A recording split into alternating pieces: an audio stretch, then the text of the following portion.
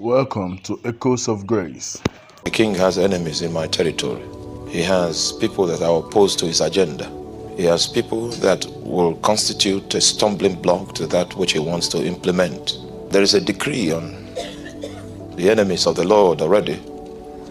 But in order for implementation to be effective, what the Lord does is that my horn, he begins to exalt like the horn of the unicorn. I shall be anointed with fresh oil. The second principle of recovery is the anointing. When prayers begin to rise from a territory and people begin to ask God for intervention, when people become tired of the status quo and they decide to exercise their faith, exercise their capacity in priesthood to secure the hand of God, what happens is that God, in response to their petitions, to their intercessions, to their supplication, decides to choose from among us one that has found grace in his sight, and he anoints him. It is the destiny of the enemies of God to be scattered. But the way the scattering will take place is that he exalts the horn of his anointed, like the horn of the unicorn. Now you see, when prophets speak, sometimes they decide to use metaphors.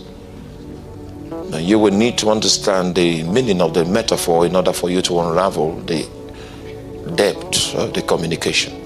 Sometimes words are weak, so we need to use the idiomatic expression. We need to use metaphors and similes in order to deepen the concentration of the emphasis.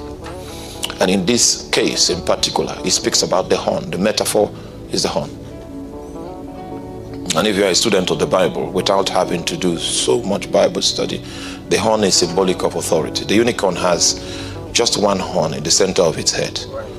And the extent to which the unicorn can find safety in the midst of a contentious situation will be determined by the length of the horn. As fragile as the unicorn may seem, as unprotected as it might seem, you will find it a difficult prey to captivate if the horn is long enough. So the extent to which it can protect itself and stay away from harm, even when a dangerous predator is around, will be determined by the length of the horn. So the metaphor is pointing to authority. It means that there are dimensions of anointing that can come upon a man, and the effect of that anointing will be that he has authority in a certain area. The description of a man, for that matter, cannot be dissociated from the secret behind his authority. And so when Samson's life was being profiled, they knew that his strength was unnatural and it was tied to a certain secret. So they brought the things he loved in order to move him into a frenzy to find out wherein lies your strength, because they saw a horn at work. Now you see, you must understand, Samson was not a muscular man like the bishop.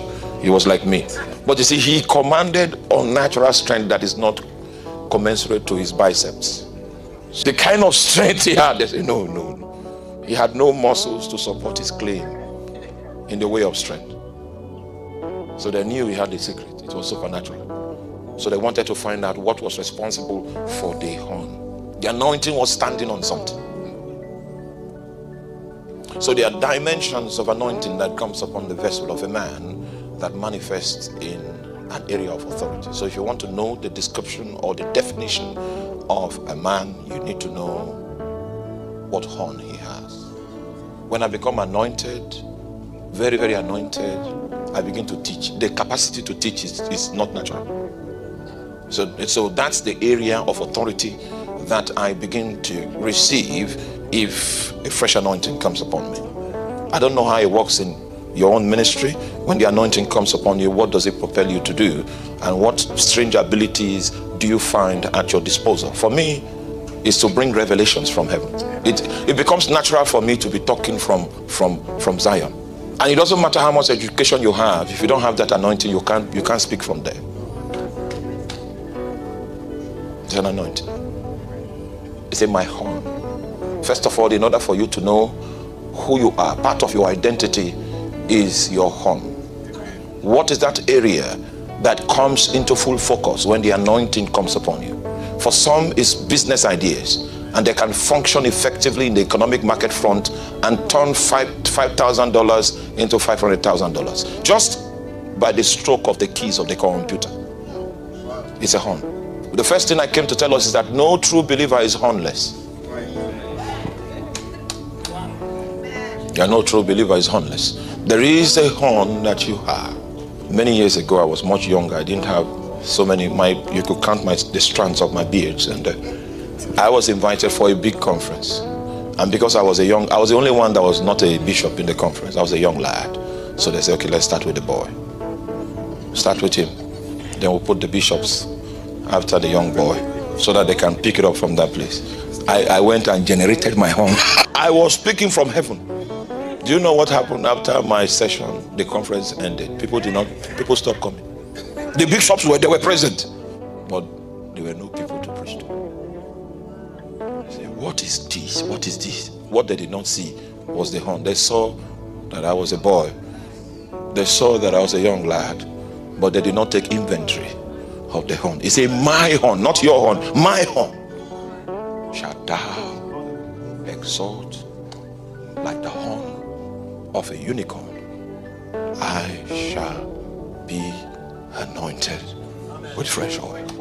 And concerning Jesus, in the book of Acts, chapter 10, Peter had occasion to